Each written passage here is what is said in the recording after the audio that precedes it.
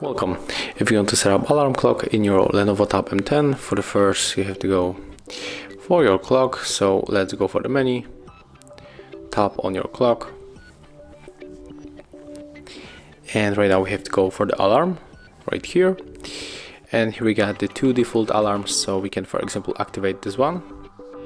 And when you enter on it, you will be able to customize. You can set up the repeat for these days. You can also add the vibration, change the sound. You can also add the label and also make the Google routine. So when you tap right here, for example, you will be able to show the weather, or show the calendar, play the podcast or something like that.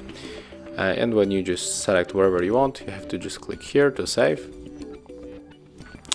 And right now it is changed, so we can just confirm it one more time with this switcher, and there's the notification after the time that is going to be activated. So thank you guys for watching. Leave thumbs ups, comments and subscribe to our channel.